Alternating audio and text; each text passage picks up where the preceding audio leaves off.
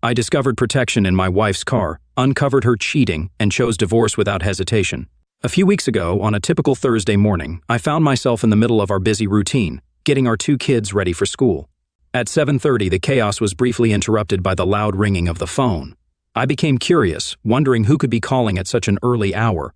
The caller ID showed an unfamiliar code, which piqued my interest even more. "Hello," I answered cautiously, holding the phone to my ear. To my surprise, it was Claire, my wife, on the other end of the line. I couldn't help but wonder why she was calling when we had just spoken the night before. Claire works for a small marketing firm, and her call immediately grabbed my attention. I take care of our children and work from home, while she's always on the move, working at a printing company in the center of our town. Despite our different schedules, it worked well for us, and we managed to make a decent living. We live in a cozy suburban house with 4 bedrooms and a swimming pool, and we are fortunate to have a wide circle of friends. However, Claire told me that the previous night, when she went to the hotel lobby to get a newspaper, her purse was stolen. "Please cancel our credit cards immediately and request new ones urgently. I've already informed Joy, my boss, about this, and she'll arrange for new American Express Company cards to be sent to me overnight, so I can have them before I leave tomorrow. She's also going to transfer some money to help me through this," my wife said, sounding worried. "You're usually very cautious with your belongings. Can you clarify what occurred?" Regrettably, I was a bit absent-minded and left my purse at the cashier's counter while I went to grab some more reading material. When I returned, it was nowhere to be found. The cashier mentioned she was occupied with another customer and didn't notice anything unusual. My driver's license was in there too, but the hotel dispatched staff to check the nearby dumpsters. I hope they locate it, otherwise I might have to rely on a taxi for today's meeting. Don't worry, I'll handle the credit cards promptly. I apologize for my oversight, dear. Hopefully, apart from about $1,200 in my wallet, we won't face any additional expenses. We can replace the other cards gradually. Fortunately, most of my makeup is still in the room, so I'll be prepared for the morning presentation. How are the kids? I missed the times when we were all together. Let me recount what occurred around 6 weeks ago. Thankfully, I successfully canceled the credit cards before any unauthorized charges were made.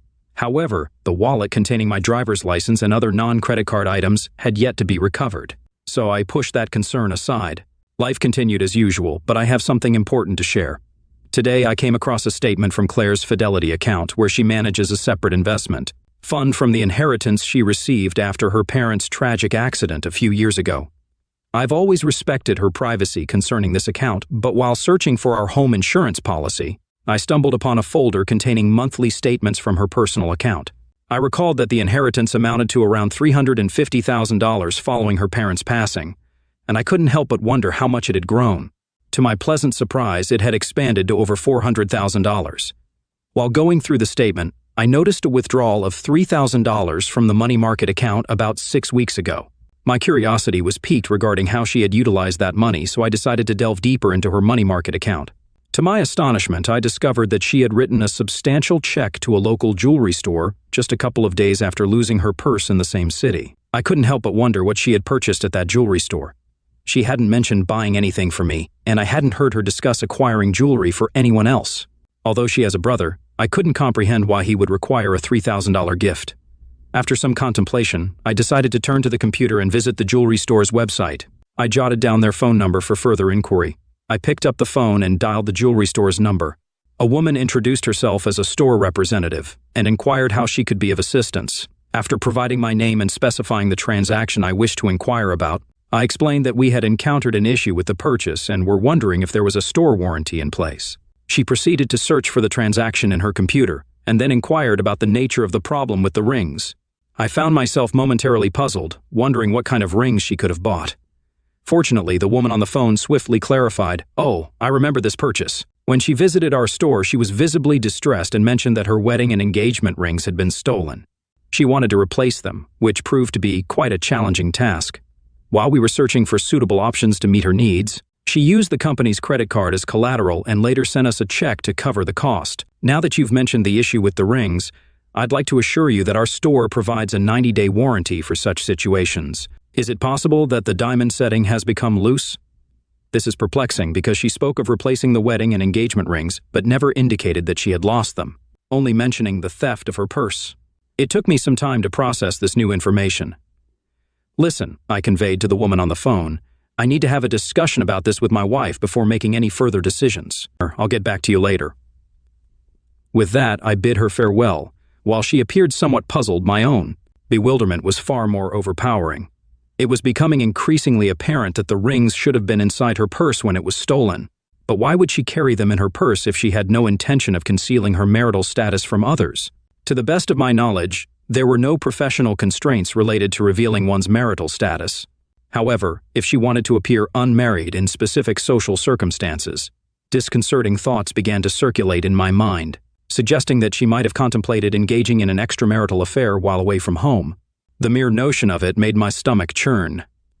We had been married for 11 years and were blessed with 2 wonderful children, Jeremy, age 8, and Melissa, age 6. I believed we had a flawless marriage and a picture-perfect family. Our personal life seemed gratifying to me, or at least that's what I had believed. She traveled once a month, staying for 2 or 3 nights in distant cities. If she harbored intentions of such actions, she might have seen it as a discreet opportunity. It seemed that losing the rings had deeply troubled her, leading her to opt for replacements that closely resembled the originals. I had purchased those rings with my modest earnings, so they were not extravagant, and crafting a near replica wasn't too costly. She could have reported the loss to the insurance company, but I probably would have found out. If her purse was genuinely stolen at the hotel, she should have reported it. I couldn't help but wonder what she claimed as missing. I decided to locate the hotel's contact number and made the call. I asked about any records related to the theft of my wife's purse. Surprisingly, they confirmed having a written account of the incident. I requested a copy to be faxed to me, and I received it shortly. The report was composed and signed by Claire herself. In the statement, Claire mentioned that her purse was stolen while she was dancing in the hall. She had left her purse at the booth where she was seated, and upon her return, it had vanished. Remarkably, Claire explicitly noted her hesitation to involve the police. As I absorbed this information, my thoughts raced, overwhelmed by the implications of what I had uncovered. She had deceived me, not only by concealing the truth about the stolen rings, but also by inventing a story about shoplifting. While there could be an alternative explanation, my mind couldn't come up with anything other than the unsettling thoughts swirling in my head. It became clear that I needed to uncover the significance of losing those rings, or else they would persistently occupy my thoughts and drive me to madness. One thing was increasingly evident. Those rings were inside her purse when she was dancing with an unknown man. Several weeks had elapsed since the incident, and she was about to embark on another trip in a few days. I realized I needed to gather more details about the schedule for her upcoming trip. I wanted to comprehend what she typically did in the evenings outside our home. If she was involved with other men, perhaps losing the rings had served as a wake-up call, prompting her to reassess her behavior. I knew that if I discovered her infidelity, it would likely spell the end of our marriage, though I dreaded considering how it might impact our children. She was undoubtedly a great mother, but I couldn't bear the thought of her having custody of the kids, especially with her frequent business trips. My mind raced, desperately seeking any potential clues to shed light on her faithfulness. What other information might hint at her actions during her trips? Did she engage in unprotected encounters or insist on using contraceptives? I assumed she would opt for protection because she wouldn't want to risk bringing home infections or the possibility of an unwanted pregnancy. After all, I had a vasectomy after the birth of our second child, rendering pregnancy impossible. She couldn't rely on the men she met having protection, so she must have had her own supply. One question remained: where did she keep them? It was unlikely she stored them at our house or in the car, so the office seemed the most likely place. She probably carried them with her on business trips. I knew she transported her work papers, laptop, and presentation materials in a large briefcase she kept in her office. But if she had an early morning flight, she'd bring her bag home the night before, then pack it in a suitcase for the airport. This detail was crucial. I needed to find an opportunity to search the briefcase before her departure. I hoped her next trip involved an early morning flight. I made a deliberate choice to remain calm and composed, not displaying any signs that something was amiss. As it happened, when the kids returned from school, I was occupied with various tasks and had little time to dwell on my suspicions. Nonetheless, the specter of her infidelity continued to linger in the back of my mind. When Claire returned from work, I found myself in a bit of a mess. While preparing dinner, I accidentally spilled a dish of beans, creating a mess on the floor. The resulting chaos of cleaning up and managing the kids' activities left me looking somewhat disheveled. Fortunately, she didn't seem to notice any unusual behavior from me at that moment. After the commotion settled and everything was cleaned up, I greeted her with a kiss on the cheek. We sat down at the table as we normally did to enjoy dinner and engage in our typical chit-chat. Given our usual routine, I didn't expect her to have any growing suspicions about her upcoming trip. "So, you're heading out on another trip in a couple of days?" I asked. Yes, she replied with little enthusiasm. It's the same old routine. I'm not looking forward to it. My curiosity prompted me to dig deeper. If you don't enjoy it, have you considered applying for a different role? You've been with the company for quite some time and have a good understanding of various aspects of its operations. I think you could adapt to almost any position. She mentioned her desire to gain more experience before transitioning to a desk job. However, I gently appealed to her conscience regarding the kids. And I really miss you when you're not home, I added, hoping to evoke a sense of guilt. I know, I'm sorry, she responded sympathetically. I miss all of you too. Seeking more details, I continued. So where exactly are you headed this time? Will you be leaving in the morning, giving us a chance to spend some time together before your departure? I held her gaze, mindful that our children could hear us. Despite trying to appear normal, my anxiety was evident as my stomach rumbled, making it difficult to eat. She seemed to think everything was fine, as her reaction mirrored mine. I wondered if she had stomach issues, but it turned out she was eating without much enjoyment. Perhaps my suspicions were unfounded, but the urge to search her briefcase still lingered, as it could potentially provide insight into her loyalty. I'm only going to Denton, so I'll be leaving tomorrow morning at 7:30, she mentioned. I need something to keep me going until I return on Friday, she added playfully, giving me a wink. I responded in a similar playful manner, trying to maintain a sense of normalcy.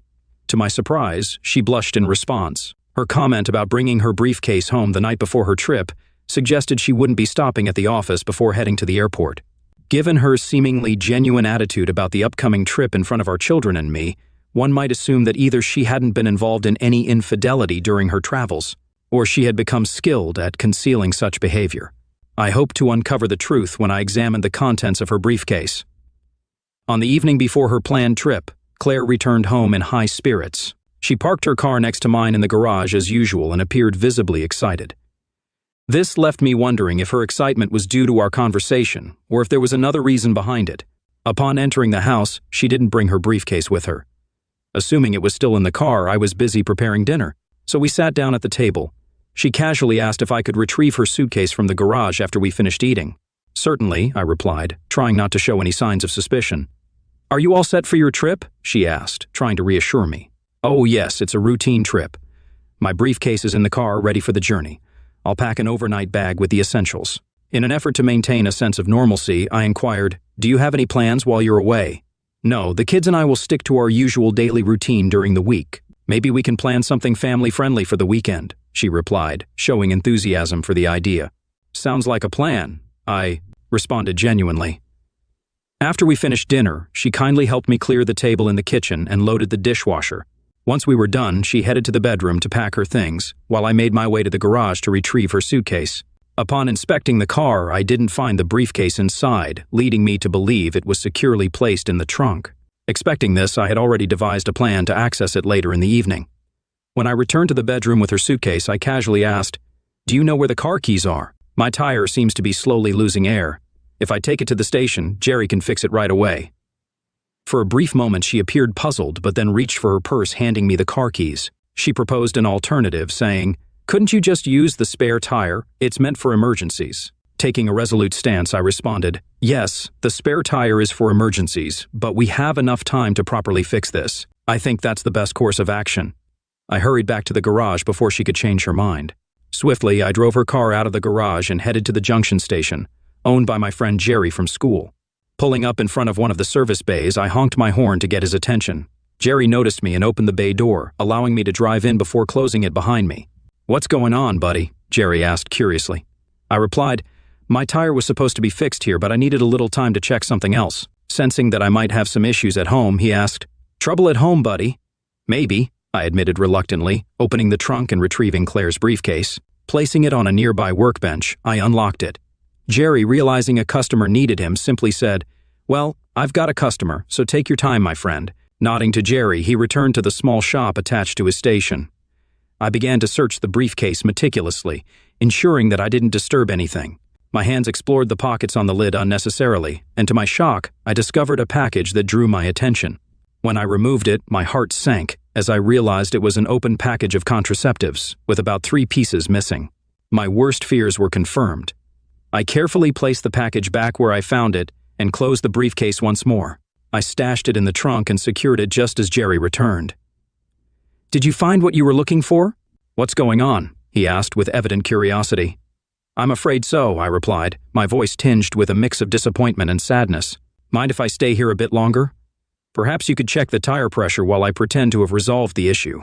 Jerry gave me a curious look but complied without saying a word. He truly was a loyal friend. While he attended to the tire pressure, I drove out of the bay and pulled up at a gas station. I filled the tank with fuel, unsure of when I would do that for her again. My thoughts were filled with gratitude toward Jerry for his understanding as I made my way back home. As I pulled into the garage, a sense of darkness seemed to envelop my thoughts, and panic began to intensify, fueled by anger and frustration. It was difficult to grasp how she could betray our marriage, our children, and me in such a manner. Amid the receding emotions, I shifted my focus to planning my next steps to secure custody of our children.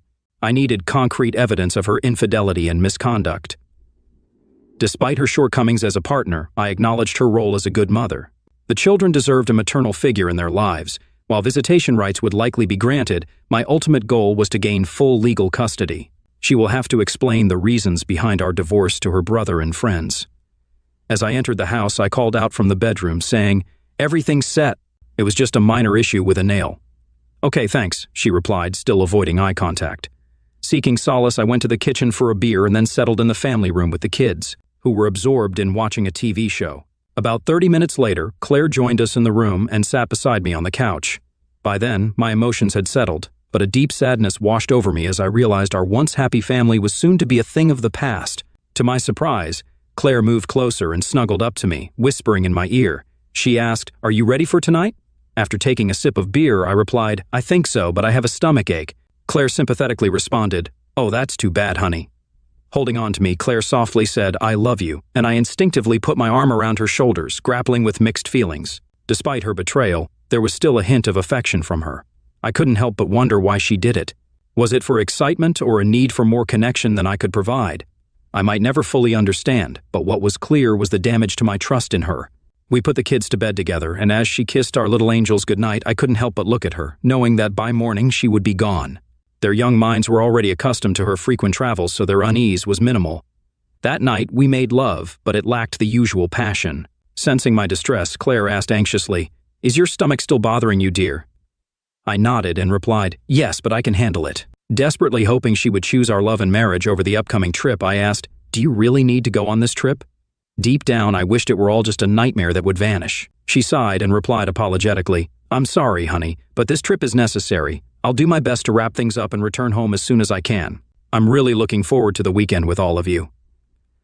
With a heavy heart, I sighed and said, "Okay, honey, it's time to get some sleep. You have to get up early for your flight. I'll take a quick shower now so I won't have to worry about it in the morning." "Okay," I replied. While she stepped into the shower, an impulse led me to inspect her suitcase to see what she had packed. Though the clothes on top seemed businesslike, I was surprised to find, upon closer examination, a selection of her most seductive lingerie and a small black cocktail dress in which she always looked irresistible. Respecting her personal space, I carefully returned everything to its place, closed the suitcase, and went back to bed. I couldn't sleep that night, and when I heard Claire stirring around 5 in the morning, I remained in bed, choosing not to bid her farewell as was our custom. I felt a mix of weariness and sadness. Bending down to give me a kiss on the cheek before leaving, she inquired, "Still not feeling well, honey?" I simply nodded, struggling to express the turmoil within me. With the sound of the garage door closing, I finally got out of bed and made my way to the shower. I knew the day ahead would be filled with challenges. After seeing the kids off to school and having breakfast, I turned to the phone book to search for a private detective service in the yellow pages. My main criteria were to locate an agency with a nationwide presence, preferably in the city Claire was heading to. I reached out to several agencies and eventually found one with a branch in her destination area. I set up a meeting with them for the same morning, hoping they could provide the necessary information. Next on my agenda was finding a divorce attorney. A friend had recommended a specific lawyer, so I found his contact details and gave him a call.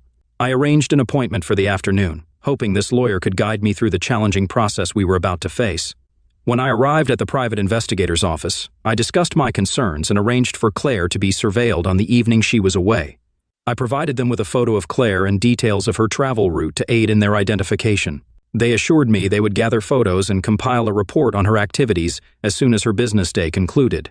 To ensure seamless communication, they agreed to send information via email to their Denton office, and promised to provide a comprehensive report by Monday morning. Satisfied with their commitment, I made a substantial upfront payment as a prepayment for their services.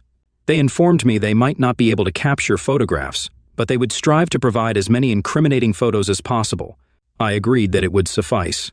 My afternoon meeting with the lawyer proceeded as anticipated. He explained that in our state, divorce follows a no-fault principle, meaning there's no need to assign blame. However, given that I am the primary caregiver for our children, it's likely I will be granted custody. It was crucial for me to understand that Claire would receive substantial visitation rights for our children. Furthermore, our property would be divided equally, with both sides getting an even split of 50%. Alimony wouldn't be necessary due to our similar incomes, but since I would have custody of the children, Claire would be obligated to pay child support. As for the inheritance she obtained, it held no significance to me, and she needed to retain it for herself. My top priority was the well-being of our children. I instructed the lawyer to prepare the necessary documents to be delivered to Claire on Monday, citing irreconcilable differences. I also asked her to agree to vacate our house immediately upon our divorce. The lawyer confirmed that as the children's guardian, I had the authority to make this request. It was decided that once the children reached 18, we would sell the house, and the proceeds would be divided between us. Leaving the lawyer's office, I felt a sense of contentment, realizing that life would move forward for me and the children, while Claire would have to face the consequences of her betrayal. At that moment, I didn't take immediate action concerning our finances, insurance, or other legal matters. I assumed I'd have sufficient time to address these issues after serving her with divorce papers. Given her inheritance, I believed she wouldn't have to be concerned about her share of our joint savings. When it was time for school to conclude, I headed home to catch the bus. On Friday afternoon, when Claire returned, I kindly offered to take care of her laundry, but she politely declined, insisting she would handle it later. I couldn't help but grin, recognizing how playfully mischievous I had been. Deep down, I fully comprehended why she preferred to manage the laundry herself. It was crucial for her to keep her extramarital affairs concealed at all costs. Later, as we lay in bed, Claire expressed worry about my ongoing stomach issues and suggested I see a doctor. "This has been persisting for too long," she emphasized. I playfully responded to Claire, letting her know that I intended to try a new medication recommended by a friend to address my persistent stomach problems. I expressed optimism that this would resolve the issue and bring her back to me soon. When we embraced, she whispered that she missed me greatly. On Monday, as the kids left for school and Claire headed to work, I received a call from the detective agency informing me that they had a report ready. I told them I'd be there shortly, and within 30 minutes I was sitting down with the office manager discussing the details. The office manager informed me that a report with attached photos had been faxed from Denton that morning. He admitted he hadn't had time to read the entire report, but upon a quick scan and a glance at the photos, it seemed highly incriminating. I took a copy of the report and started reading its contents. The subject of the report was identified as Claire Barton. According to the report records, the surveillance of the woman began at 5:17 p.m. on Wednesday, June 16th, in the lobby of the Denton Marriott Hotel. Her identity was confirmed by comparing a photo obtained from the Merville office. Upon closer examination of the report, it turned out that she was wearing a company badge, further confirming her identity. Moreover, the report detailed the movements of the subject and noted she was carrying a briefcase when she entered the elevator. A staff member accompanied her and verified her arrival at room 414 at 5:23 p.m. It's important to note that the report emphasized that the subject was alone at that time. Additionally, the report included a photograph labeled Exhibit 1A, showing the subject dressed professionally before entering the room. When looking at the photo, it was clear she still wore rings. Evidently, the photo was taken discreetly using a mobile phone. The report stated that the agents had rented a room across from the subject's room. At 6:31 p.m., they received a signal that the subject had left her room and was heading for the elevator. A minute later, at 6:32 p.m., the subject exited the elevator and entered the lobby. The report noted she was dressed as described in Example 1 billion. Upon examining Example 1 billion, it became evident that Claire was wearing a small black cocktail dress paired with high-heeled shoes. She was also adorned with a necklace I had given her for our 10th anniversary celebration. However, what stood out the most was the absence of wedding rings on her left hand. The photo showed clearly that she wasn't wearing them. The report mentioned that the staff had rented a room across from hers. A minute later, at 6:32 p.m., the subject exited the elevator and entered the lobby. The report noted she was dressed as described in Example 1 billion. Upon examining Example 1 billion, it was clear that Claire was wearing a small black cocktail dress paired with high-heeled shoes. She was also adorned with a necklace I had given her for our 10th anniversary celebration. However, what stood out the most was the absence of wedding rings on her left hand. The photo clearly showed she wasn't wearing them. The photo, identified as Exhibit 1D, displays Claire and a man in a tight embrace, engaged in a passionate kiss while seated in a booth. The intensity of their connection was clearly visible in the picture. At 8:51 p.m., the report noted that both individuals left the restaurant. They then took the elevator and ascended to Claire's floor. Another photo, labeled Exhibit 1E, captures the moment when Claire and the man entered her room, specifically room 414. In this image, Claire appears slightly intoxicated but undeniably pleased with the evening's events. At 11:13 p.m., the man exited Claire's room and left the building. The report included the license plate number of a car registered to Alexander B. Tate, residing at 1424 Alia Drive in Denton. Notably, Alexander B. Tate was married and had 2 young children. As I delved further into the report's details, it became evident that Claire repeated her actions the following night with another man. The report bore the signature of an investigator from Denton.